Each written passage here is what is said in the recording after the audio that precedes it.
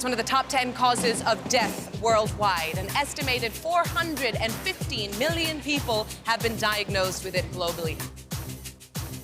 And it's a disease that has reached epidemic proportions. What are the causes?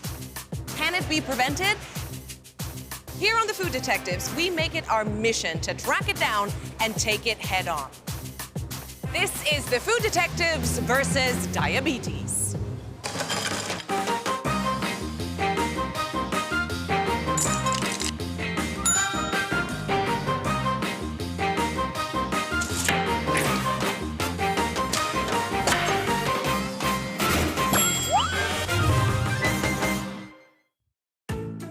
Okay, so this has to go. And yes, the sugary drink has to go. Whether you have diabetes or you're wanting to avoid diabetes like me, cleaning up your diet could be a nightmare. Crackers! With sugar found in almost all kinds of food these days, it's practically a minefield out there. Okay, so I think I've pretty much gotten rid of everything that could potentially give me diabetes if I have too much of it, which leaves this kitchen with nothing left. If you're going to fight the enemy, you need to know the enemy. And the truth is, many of us wouldn't recognize diabetes even if it jumped right out at us. Diabetes is really a condition when there is a high level of blood glucose or sugar in the body itself, caused by various reasons. One of the main reasons is increased obesity in our modern-day society. The second one is really due to the fact that the body is unable to produce a certain hormone called insulin, and because of that, the glucose stays in the bloodstream. You often hear the experts talking about type 1 and type 2 diabetes. It can get really confusing. Type this, type that. What are they talking about? In type 1 diabetes, which typically affects the younger age group, there is no insulin being produced from day one. And the function of the insulin is really to act like a key. It unlocks the door that allows the sugar or glucose to come out from the blood and then go into the rest of the body where they can be used for normal bodily function. So if there is no insulin, the door remains locked and therefore the glucose is high in the blood. Now in type 2 diabetes, it's a bit different. There is insulin being produced at the beginning stages. The problem is actually insulin resistance. There's something that is actually blocking the glucose from entering into the cells of the body. So an example would be like bodily fat, and that is why obesity is actually a risk factor for type 2 diabetes. Is diabetes the gift that just keeps on giving? Is it passed down through the family? What about our genetic makeup? If you're of Asian heritage, that means you're off the hook, right? Wrong. Asians are more at risk as compared to Caucasians. I'm half Asian, half Caucasian. So does that mean I'm 50% less likely to get diabetes? Asians are at a slightly higher risk of getting diabetes because of a few reasons. One is obviously genetic factors. We have found out from studies that even among the different Asian ethnic groups, the risk of diabetes is also different. We tend to develop diabetes at a younger age and with a lower body mass index. Well, we can't change our genetics, but at least we can control our weight. It's high time we do something about the way we eat and exercise. Singaporeans, I don't mean to alarm you, but be alarmed. Among the world's developed nations, Singapore has the second highest proportion of people living with diabetes. And our obesity rates are also on the rise. The country's Health Promotion Board has just released some data showing that the average Singaporean is now heavier and more likely to overeat. What happened, Singapore? While we were busy turning this little red dot into a modern marvel, diabetes snuck through the back door and caught us by surprise. But we can fight this. First, we have to know the enemy. What is diabetes? Okay, to the best of my knowledge, I would say it's something to do with sugar-related. It's a problem with your blood sugar levels. I guess when the body has too high or too low sugar levels in the blood. What do you think causes diabetes? Sometimes it can be hereditary. You consume too much of sugar. Lack of exercise. It can be the diet itself. You eat too much sugar, then your body doesn't adjust well. Sugar doesn't really cause diabetes per se. It can definitely exacerbate an existing diabetes. If you're talking about type 2 diabetes, then really it's lifestyle. Studies have shown that 25% of a person's risk in getting type 2 diabetes is actually due to genes, which means to say 75% is actually within our control. Turns out that many people still don't know much about the disease, and there are some common misconceptions that may be very misleading.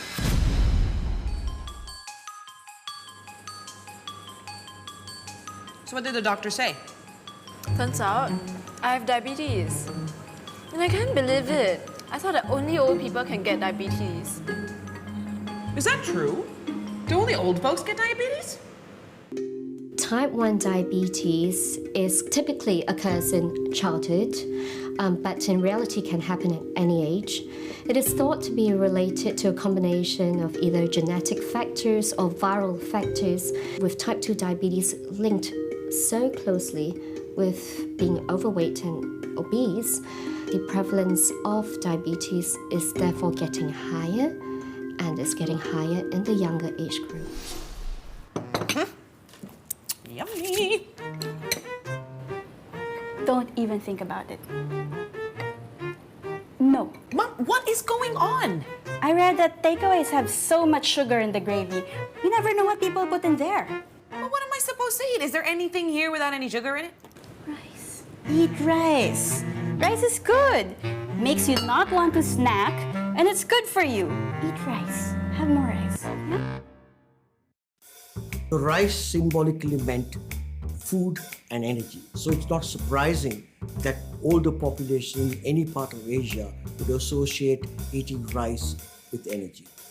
If you are a diabetic or a pre-diabetic, eating a large amount of rice, which is our staple, should be modestly controlled, because rice is what we call high glycemic index food, and therefore it increases your blood glucose very extensively. Jordan, this is delicious. You gotta try it. No, it's alright, it's alright. Oh, come on, it's not too sweet. Try. No, serious, it's yours, it's fine. Come on, it's just me here. Have some. No, it's because I have diabetes and I think you shouldn't share.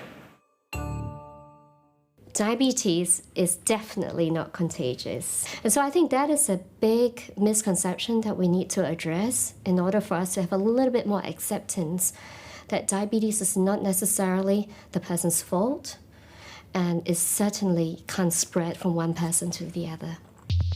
Coming up next, we debunk some of these misconceptions. Too much sugar for you. And speak to some patients to understand what it's really like to live with the condition. And being diabetic doesn't mean that your life is over.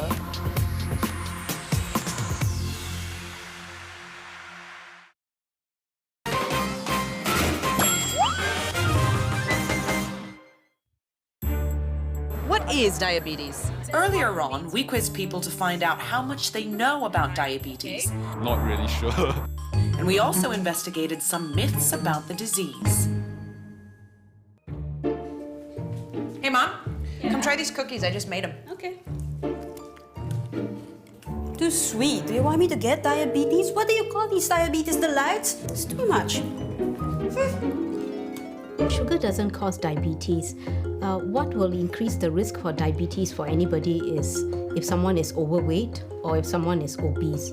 The overconsumption or increased total caloric intake may not just come from sugar or carbohydrate, but can come from any other macronutrient, like even protein or fat as well. Limiting your sugar intake is easier said than done. When it comes to controlling our sugar cravings, it becomes very, very difficult. And I want to find out just how much Singaporeans love their sugar. So I'm going to give each of them plain black coffee and see just how much it takes to hit the sweet spot. All right, ladies, please take the coffee on its own and try it. Tell me what you think.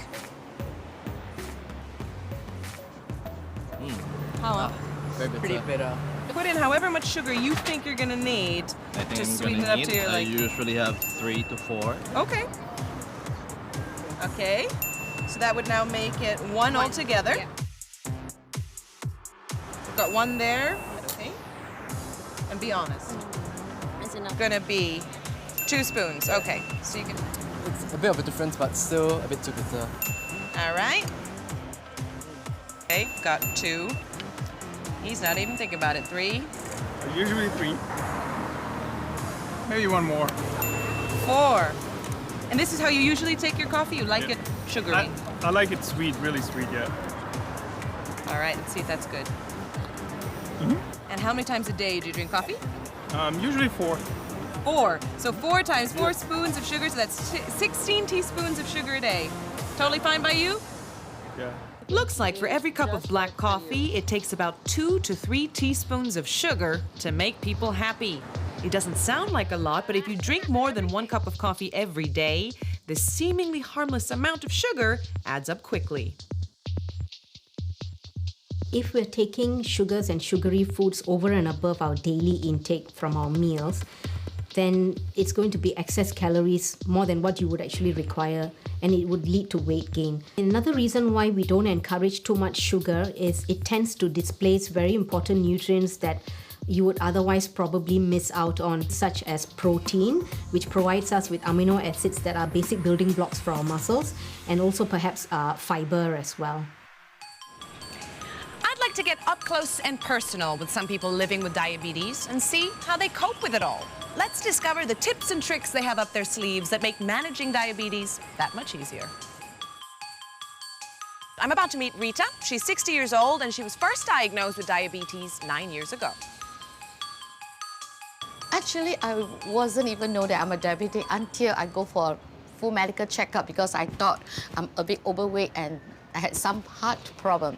So through the medical checkup, the doctor told me, said, oh, you are actually a diabetic type 2. And one is type 2 is due to my lifestyle. I was like stunned. Well, what was your lifestyle like then? Because due to my job, I need to do a lot of entertainments and I like to have sort of meal out. I love noodles, I love chicken rice, and I love cakes.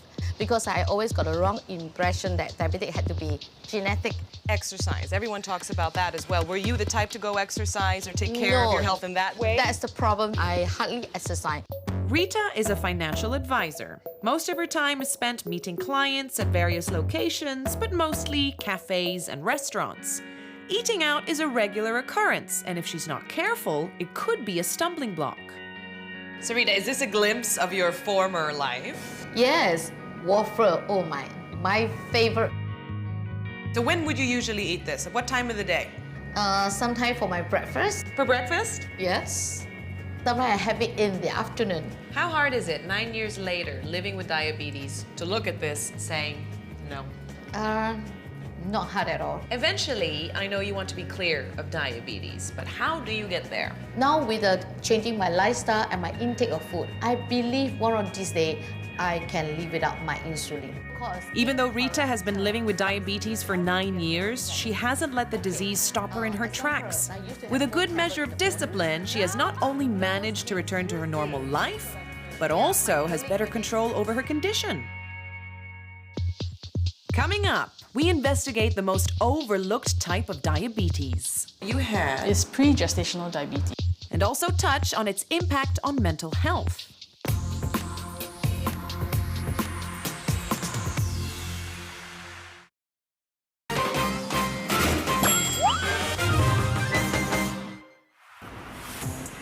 Earlier on, we saw how sugar can easily creep into our diets. I like it sweet, really sweet, yeah. And we met Rita, a 60-year-old type 2 diabetic who has been living with diabetes for 9 years. I believe one of these days, I can live without my insulin. Do you know that saying that health begins in the kitchen? Well, spending time with Rita really drove that home for me. What we eat has such an impact on our bodies. But did you know that health begins before we're even born? Some women can develop diabetes during pregnancy. Known as gestational diabetes, the condition, if not managed properly, can affect the health of the child they're carrying. Gestational diabetes is a condition that leads to high glucose levels that only comes on in pregnancy. So the mother, prior to being pregnant, is not known to have diabetes and does not have diabetes. Like type 1 and type 2 diabetes, to get gestational diabetes under control, you really need to nail that diet and exercise game plan. I'm about to meet Monica, who has definitely been able to do that. Monica was diagnosed with diabetes before pregnancy and has managed to get her diabetes under control before the birth of her baby boy earlier this year. Hi, Nikki. Hey, how are you? I'm good. How are you? Great, thank you for having me. Who's this young fella? Nikki, good to meet you. Gestational diabetes. So that is when you are diagnosed with diabetes during a pregnancy, but yours was slightly different. Pre-gestational diabetes. And what's that? So pre-gestational diabetes is when you get diabetes before you get pregnant. With gestational diabetes, it goes away after you give birth.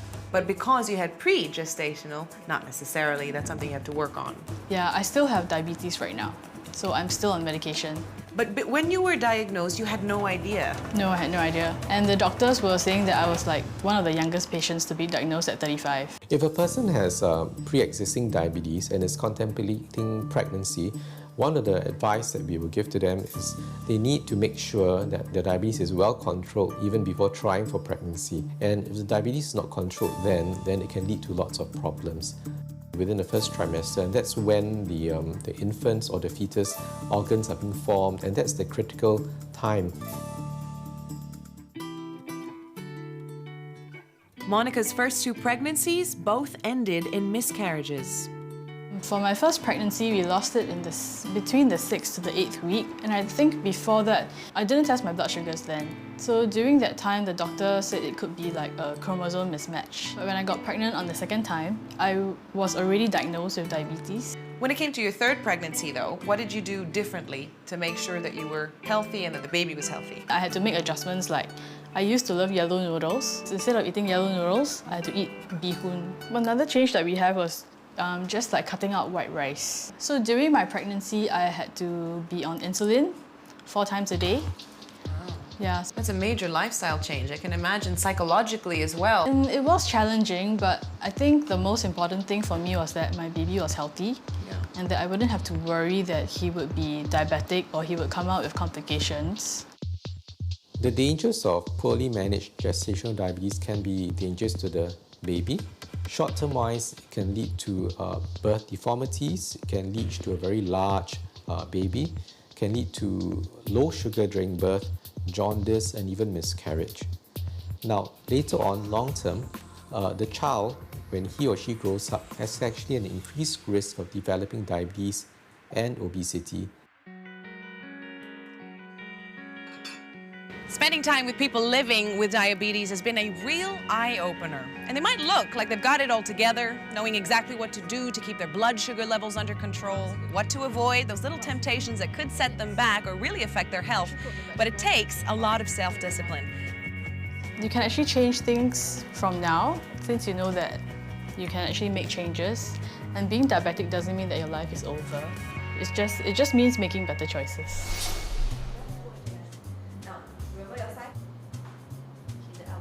It's not all gloom and doom. Most cases of gestational diabetes can be resolved within 6 weeks after delivery. And pregnant women can reduce their risk by 70% just by being physically active for about 4 hours a week.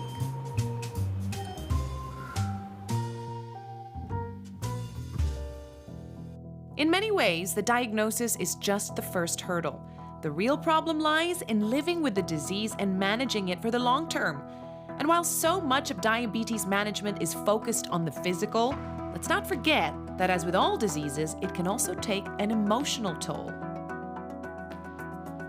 Being diagnosed with diabetes has a huge psychological impact on the individual because diabetes of all the chronic conditions require a lot of self-management.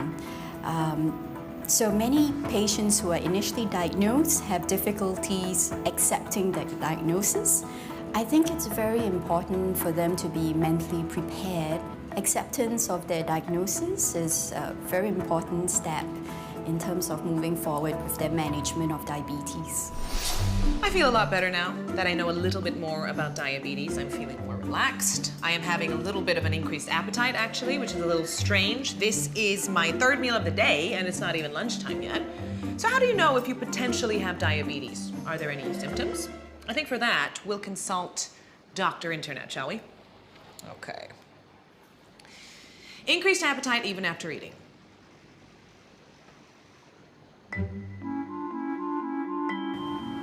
It's okay, yes, I have increased hunger, but that doesn't necessarily mean that I have diabetes. I can calm down. I have only one of the symptoms. Symptom number 1, increased appetite. Symptom number 2, increased thirst. If your glucose levels in your bloodstream goes too high, any excess glucose will pass out through the kidneys because it overwhelms the system. Because you're losing glucose through your urine, you're also losing calories. So it's no wonder that the individual feels hungry.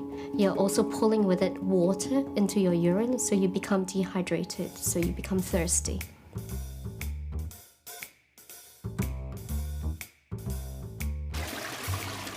Frequent urination comes along with, again, the loss of glucose through your urine, which then pulls along with it water from your bloodstream, and therefore you are just producing large amounts of urine and frequent urination.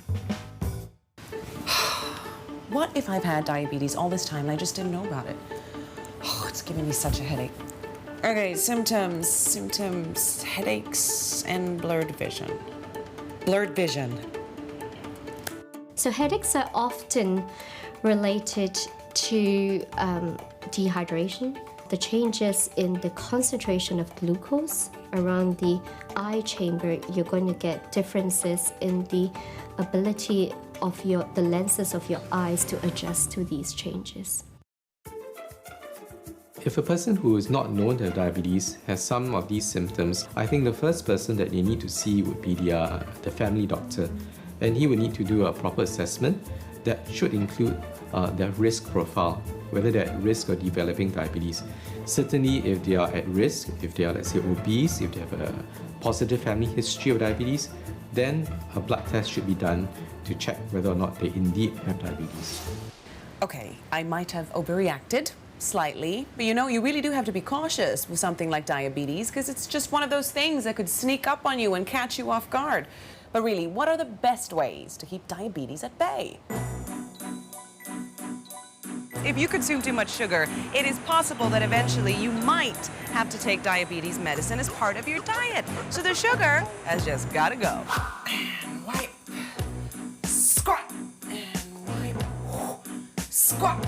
And wipe. Exercising regularly is going to prevent diabetes because it regulates your weight and your blood sugars.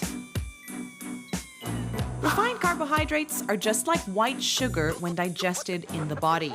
Replace white bread and white rice with whole grain options instead. And there you have it. Diabetes does not have to be a death sentence. It is something that can be properly managed with a healthy and active lifestyle, but yes, you do have to be disciplined. The earlier you can detect it, the better. Make sure you get the proper support that you need. It's not taboo. In fact, it's good to talk about it. So if you've been diagnosed with diabetes, yeah, it's not all chocolate cake and ice cream, but you know what? It's not good for you anyway.